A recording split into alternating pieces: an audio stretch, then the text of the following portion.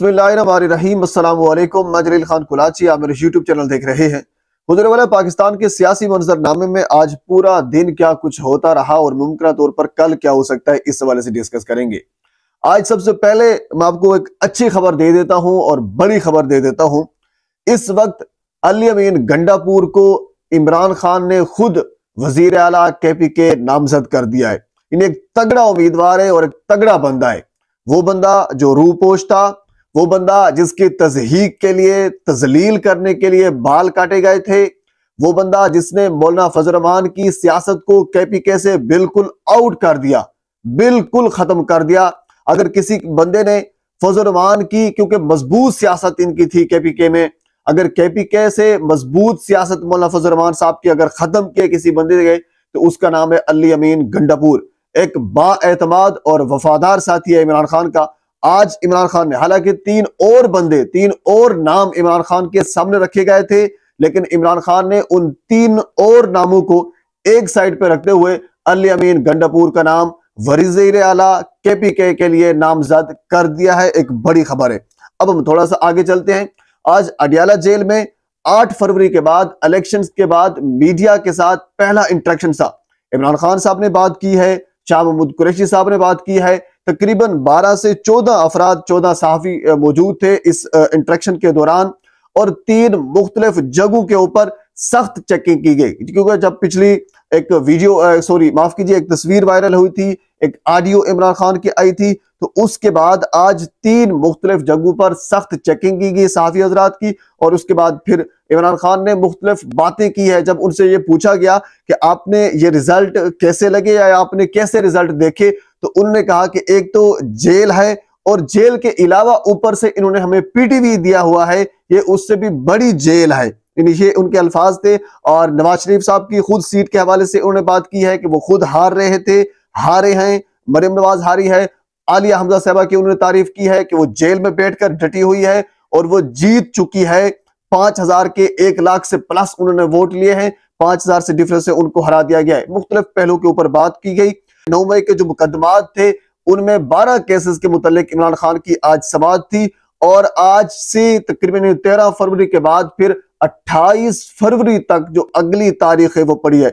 आप इस चीज से अंदाजा करें कि इलेक्शन से पहले इन्हीं केसेस में 12-12 घंटे, 24-24 घंटे समाअत हुआ करती थी। अब ऐसा है कि तकरीबन कोई 15 से 20 दिन ही समाअत आगे चली जाती है। तो ये चीज समझने वाली है। लेकिन इसके अलावा और बड़ी खबरें हैं जो कि इंतहाई अहम है, वो आपके सामने रखनी है। आज बाज़ाब्ता तौर पर पहला जो बैरिस्टर गौहर का, जो चेयरमैन पाकिस्तान तहरीक इंसाफ है इस वक्त, उनका राब्ता हुआ है जमात इस्लामी के नायब अमीर लियाकत बलोच से। और उसके बाद फिर आजम सवाती साहब का जमात इस्लामी साहब से राब्ता हुआ है। और उसके बाद फिर नामजद वजीर आला पंजाब अली अमीन गंडापुर का भी जमात इस्लामी से राब्ता हुआ है। क्योंकि KPK में रिजर्व सीटों को, मखसूस सीटों को बचाने के लिए पाकिस्तान तहरीक इंसाफ जमात इस्लामी के साथ इत्तेहाद कर सकती है। इवन के आज भी, आज की समाअत के दौरान जब इंटरेक्शन हुआ मीडिया के साथ इमरान खान और शाह महमूद कुरैशी का, तो शाह महमूद कुरैशी ने भी और इमरान खान ने भी खुद यही कहा है कि हम मुस्लिम लीग नून, पाकिस्तान पीपल्स पार्टी और MQM से किसी हद तक, किसी सूरत में भी इत्तेहाद नहीं कर सकते। इसके अलावा बाकी जो जमातें हैं उनके साथ इत्तेहाद हो सकता है। तो इसी वजह से आज बाज़ाब्ता तौर पर पहला इब्तदाई राब्ता जमात इस्लामी से किया गया है। अभी तक डील डन नहीं हुई, क्या तय पाया है, क्या होना है, अभी ये बाकी चीजें बाद में तय होंगी। लेकिन ये राब्ता हुआ है 3 रहनुमाओं को जो पाकिस्तान तहरीक इंसाफ से ताल्लुक रखते हैं। इस हवाले से मजीद जो कुछ सामने आएगा मैं आपके साथ जरूर शेयर करूंगा। अगली खबर हुजूर वाला ये है कि गुजरात NA 64 से, जहां से केसरा इलाई साहबा, परवेज इलाई साहब की अहलिया हैं, वो उन्होंने इलेक्शन लड़ा था और इलेक्शन जीता भी था। इलेक्शन जीता था लेकिन उनको हरवा दिया गया। तो दरखास्त के ऊपर एक मरतबा फिर उनकी दोबारा गिनती जो है वो शुरू की गई है। और इतलात के मुताबिक फॉर्म 45 और जो उन्होंने के जो इतलात, जो रिजल्ट आ रहे हैं उसमें काफी मैचिंग है। जो रिजल्ट दिए गए थे यानी फॉर्म 47 में, उसमें काफी इख्तलाफ है। तो केसरा इलाई साहबा बिल्कुल भरपूर तरीके से इस अपने हलके से जीत सकती हैं, क्योंकि वो जीती हुई थी। और इसके अलावा अगली खबर इंतहाई अहम है, मुल्तान से NA 48 से, जहां से सैयद यूसुफ रजा गिलानी साहब जो है वो सिर्फ 300 वोटों के मार्जिन से जीते हुए थे। तो उसके बाद फिर उनके मार्जिन को आज तब्दील करके उसके बाद फिर 293 रखा गया था और उसके बाद आज उनके मार्जिन को तब्दील करके 141 वोटों का मार्जिन रखा गया है। तो जब ये आरओ साहब से पूछा गया कि आपने पहले 293 का मार्जिन रखा था, अब जो आप रिजल्ट दे रहे हैं इनमें 141 का मार्जिन है, तो ये क्या है? उन्होंने ये कहा है कि ये क्लेरिकल एक गलती थी जिसको हमने सही किया है। तो यूसुफ रजा गिलानी साहब सिर्फ 141 वोटों के मार्जिन से जीते हैं, जो कि जीते नहीं हैं बल्कि जबरदस्ती जितवाया गया है।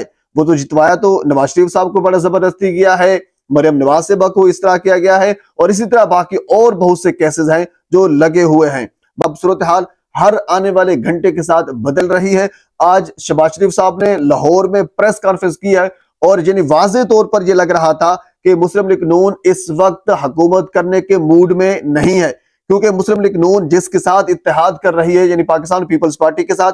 मैंने पिछली वीडियो में आपके सामने ये चीज रखी थी कि कल के उनके एग्जीक्यूटिव कमेटी का जो इजलास हुआ था उसमें यही तय पाया था और आज के उनके एग्जीक्यूटिव कमेटी के इजलास में यही तय पाया है कि अगर हमने आपके साथ इत्तेहाद करना है तो फिर बिलावल भुट्टो साहब वजीर आजम होंगे, अगर नहीं करना तो फिर ठीक है हम आपको वोट दे देते हैं लेकिन हम अपोजिशन में बैठ जाते हैं, हम आपके साथ कोलेशन गवर्नमेंट में नहीं जाते। तो ये बड़ा अलमिया बन गया है। अब मुस्लिम लीग नून अगर वजारत उज़्मा की सीट लेती है या फिर हुकूमत करना चाहती है तब भी उनके लिए घाटे का सौदा है। अगर हुकूमत नहीं करना चाहती तो इससे पहले वो एक जो हवा बना चुके थे, जो एक दावे कर चुके थे कि चौथी मर्तबा नवाज शरीफ साहब जो है वो वजीर आजम बनने वाले हैं, वो वजीर आजम बनने के लिए वापस आए हैं। सुहेल वड़ाइच जैसे लोग ये कह चुके हैं कि उनको वजीर आजम बनाने के लिए पाकिस्तान में लाया गया है। तो एक हवा बनाई गई थी, अब उस गुब्बारे से हवा बिल्कुल निकल चुकी है।